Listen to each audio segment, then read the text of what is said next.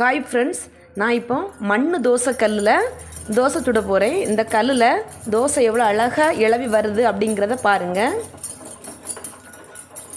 தோசைக்கல் சூடானோன்னா நல்லா அழகாக எண்ணெய் தடவிக்கணும். நான் இப்போ முடக்கத்தான் கீரை தோசை எங்கும் ஊற்றுறேன்.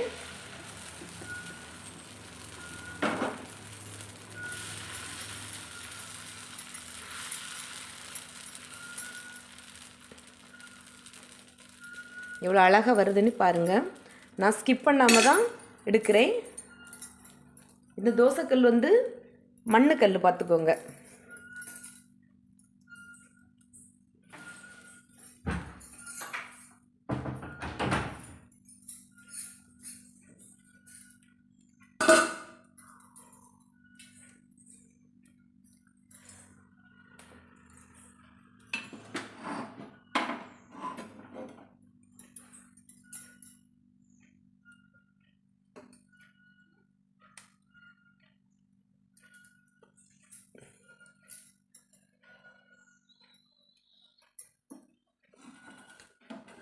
பார்த்தீங்களா எவ்வளோ அழகாக வருதுன்னு.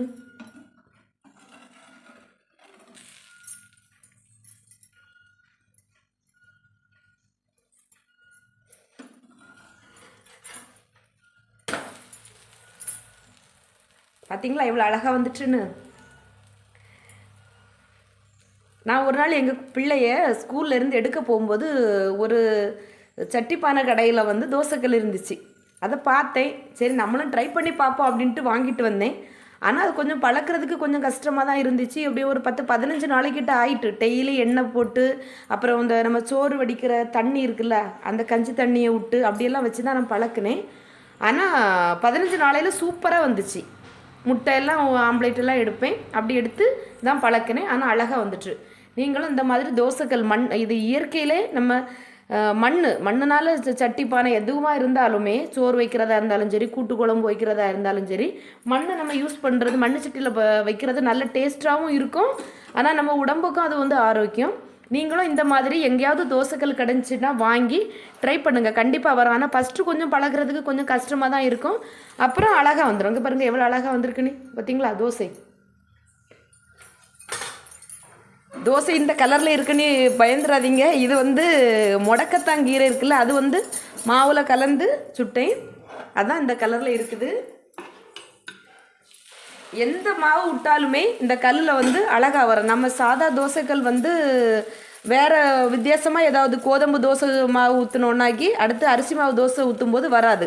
ஆனால் இதில் அப்படி இல்லை. கோதம்பு தோசை மாவும் ஊற்றிக்கலாம். எந்த மாவு தோசை ஊற்றினாலும் அழகாகவே வரும் மண் தோசைக்கல்லில். நீங்களும் இந்த மாதிரி ட்ரை பண்ணி பாருங்கள். எங்கள் வீடியோ பிடிச்சிருந்ததுன்னா லைக் பண்ணுங்கள், ஷேர் பண்ணுங்கள், கமெண்ட் பண்ணுங்கள். ஹாய் ஃப்ரெண்ட்ஸ், நான் முடக்கத்தங்கீரை தோசை செய்ய போகிறேன். அதுக்கு நல்ல முடக்கத்தங்கீரையை பறித்து நல்லா சுத்தமாக கழுவி எடுத்து வச்சுக்கோங்க. அப்புறம் இதை வந்து ஒரு மிக்ஸி ஜாரில் மாற்றணும்.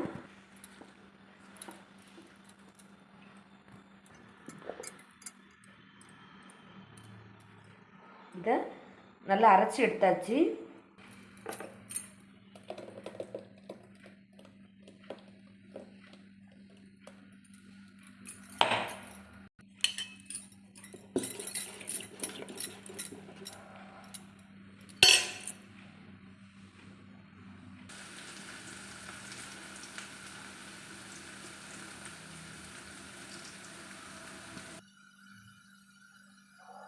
முடக்கத்தங்கீரை தோசை தயார்.